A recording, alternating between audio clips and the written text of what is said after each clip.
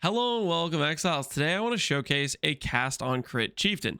Now this is in the Pox Mercenary League. It is a fairly basic setup, and I'm going to first showcase a T16 Chimera, and then we're going to go over the mechanics of how this character is working. I'll talk a bit about it when we're in the map, so that way we don't drag out the video too long, but hopefully this will maybe be a somewhat interesting build to have showcase here, I guess. And the thought process is Chieftain has the infinite Warcry power, and there's a lot of really powerful Warcry buffs you can get. The main issue is generally how can you solve the consistency of getting these buffs without it being like an obnoxiously unfun playstyle. And the way we're doing that is through the Eternal Apple, the unique shield which can trigger Warcries every time you hit maximum endurance charges. It'll then make you lose all those endurance charges, but it will give you the it'll proc a Warcry basically. So if you can cycle some consistent Warcry generation, you can then or sorry, not Warcry generation, endurance charge generation, you can then get some consistent Warcries from it, if that makes sense. Now I'm currently on like a basic filter because I just started a fresh start on a Blighted Contagion Hyro where we're gonna do a 0 to hero run, so I apologize about the filter, just showcasing everything. It's literally my like campaign basic filter, so that's a little bit obnoxious and I didn't think about that before starting this, but don't worry about that.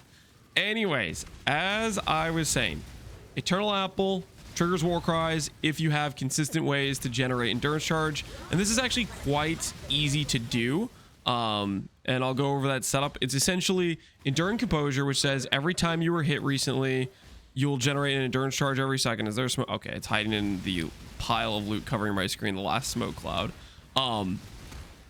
There is a Enduring Composure generates an endurance charge every second if you've been hit recently. And then if you set your minimum charges to 1 under your maximum, for myself, I just have 3 maximum, the base number, with 2 minimum due to my 1 benchcraft on an amulet, 1 benchcraft on a ring, +1 min, +1 min. You can get minimum charges other ways, but that's just where I have them. And that allows me to have a consistent, every 1 second, I tick the full endurance charge condition, which then will proc the Eternal Apple to proc a Warcry. How are we generating this self-hit? We're doing it with Enmity's Embrace, which at first I thought I was going to need something else, like using a Blade Thrall of Charthus Skuld's Bridle, but that was actually just kind of over-investment and not necessarily very efficient. Whereas Enmity's Embrace, which I already kind of want to invest into because I'm a Chieftain, I want to scale some fire res regardless with this Ascendancy. This just allows us to turn that fire res investment into significantly higher damage with the use of the pen you get from this ring. So that's been working out quite well.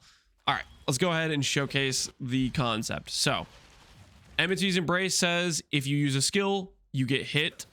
That hit then procs Enduring Composure. Enduring Composure then cycles 1 endurance charge per second. Every time we hit max endurance charge with this Eternal Apple, we then proc a Warcry. So that's the cycle going on here. You'll see Enduring Composure I have over here, Enmity's Embrace over here, 1 min endurance charge, 1 min endurance charge. That's 2 minimum. Our maximum is 3. Every second we proc Eternal Apple, proccing a Warcry. This combined with Scion Sun Roar actually has some very powerful benefits. For example, Enduring Cry gives 10% regen per second at maximum power. Battle Mage's Cry gives 2.5 base crit.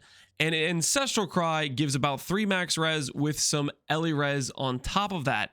Now, the fun thing is when you add in a bunch of Warcry buff effect, this gets even better. So with just this Ascendancy point, you have 30% Warcry buff effect here, you have another 30% here, and then you have another 45 here, which means all of these Warcries are actually giving about 2.05 times more power than they're giving from what they say on the label. So 20% regen from Enduring Cry, 5 base crit from Battle Mage's Cry, 6 max LA res from Ancestral Cry. You get the idea. Late game, you can get max res on jewels and stuff if you have better gear. That would allow this to be swapped out for something like Intimidating Cry, which gives like 30 something plus movement speed, which will feel really good. The late game of the plan of the character was going to go Intimidating here, and then the perma adrenaline boots because we have so much regen and so much max res. We just easily can sustain perma adrenaline, and that would get us feeling pretty fast. But that was in terms of late game plans. So that is what we're getting from the Warcries. We're getting some nice benefits from the automated Warcries, and then I have one self-cast Warcry for specifically Infernal Cry, because Infernal Cry gives a bunch of gain damage, and I don't really need it throughout most mapping scenarios. It's just kind of like, oh, I get to a boss, boom, gain 50% fire damage, here's some extra single target. So that's the idea. We're getting a bunch of benefits from these Warcries, and then we're using that in a cast on crit setup. With the Battle Mage's Cry giving 5 base crit, our crit chance actually ends up being fairly decent. You'll see our sword is pretty whatever. It's 1 Deafening Essence of Woe with a craft that hits can't be evaded. I use this. I literally bought this sword from an Act 1 vendor.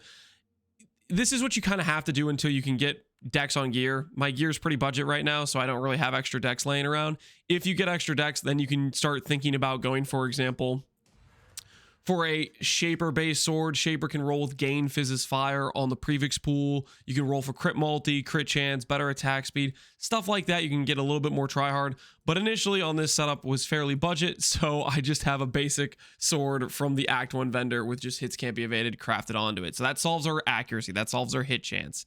Then for the crit chance, you'll see we have 5 base crit here. Purifying Flame has a roughly about 5 base crit as well. Then Battle Mage's Cry makes it go to about 10 base crit, and then Crit Strike Support makes it go to about 12 base crit. Crit Strike Support also comes with 137% crit chance, and then we have 1, 2 extra power charges, 5 power charges. That plus 1 crit cluster, believe it or not, it might not seem like a lot of crit investments. It's roughly, you know, what, 5 passives, 9 passives on my tree. But believe it or not, once we actually generate those power charges, which, speaking of, I should mention this as well. One of the other benefits we get from Warcries, Mob Mentality and Lead by Example, those give us permanent onslaught from Lead by Example, and Mob Mentality actually gives us permanent uptime on both our frenzies and our power charges at all times during maps, because we consistently generate them from those every time. Because we have maximum power, we get 100% chance to grant a charge, and it cycles these Warcries a lot. So you'll see we have 5 power, 3 frenzies, and then on top of that, if you go to your crit chance here, you can see on our weapon we have 90% crit chance on Lancing Steel Spraying, and Purifying Flame should be similar, 90% crit chance. And then if we have a Diamond Flask, we're crit capped. So that is how you take a very low investment in terms of, oh, I guess we had these nodes here, but these nodes are just also just good, like crit multi, percent damage, there's a little bit extra crit chance for the power charge, mana regen. I guess these 2 points aren't necessarily as good, but the point is, we're getting very high crit chance, pretty much solely carried by Battle Mage's Cry, and the fact you have these Warcry things, you can get consistent things like Frenzy and Power Charge generation, which can feel pretty dang good. Okay, as I was saying, so that's how we're getting our crit chance, that's how we're getting our charges to be generated, and that's the benefit we're getting from the Warcries. So that's the core concept of the build. Permanent charges and permanent good benefits from these Warcries through Eternal Apple. The big downside of a setup like this is this shield cannot block, which is a huge downside, and it has the opportunity cost of using a shield slot, one of your most powerful slots. But all in all, I think the concepts worked pretty well. Our character right now is also using a Blunderbore. I figured just because I have a lot of extra strength on the chest piece, Blunderbore is a decent chest piece for scaling some life. We don't have the ability to go into block, so it's nice to get a little bit more max HP to pair with all that extra regen we have. So our character can end up being pretty decent in terms of sustain. You'll notice on here on our character sheet we have like 2,000 plus sustain, and that's how we can sustain our Righteous Fire, as well as we get 90 max all res on this character, which feels pretty dang good.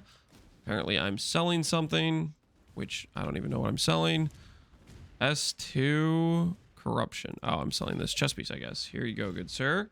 Enjoy the chess piece. Okay. Yep, there we go. All right. And then on top of all that, we're using Enmity's Embrace. This is one of those items that just scales better and better as you get the character upgraded. Our character right now is only getting 70 pen from it. It is a mid-roll. You know, it rolls from 65 to 75. We have exactly middle of the road 70 roll on it. Obviously you'd want a better roll on this, and then you'd want better than just trade level rares. That's what I have on right now. It's just rares that I bought off trade. Late game of the character, there's a lot better gear you can make than this to really push the pen up. You can do things like push the levels on this up. This is just a +2 chest piece. You can go for +4. Stuff like that could really help ramp the damage. So that's the idea of the character.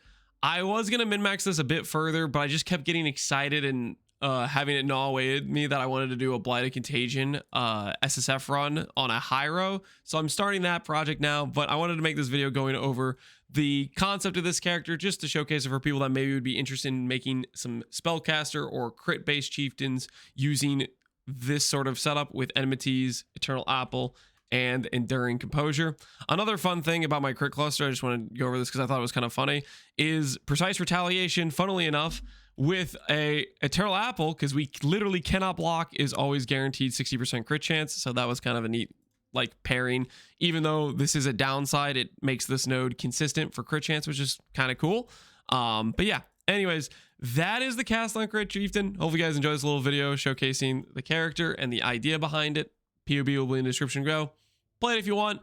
I thought this character was pretty mid in terms of the early progression. I think late game it can become kind of a monster as you get scaling from the pen and a bit better scaling from other things, like for example having like leveled up awakened gems. Better gearing will also allow you to drop things like crit strikes for another damage link, but that's just a matter of like kind of a gearing thing. We're playing with very, very weak gearing, so for what it is, I was pretty happy with it.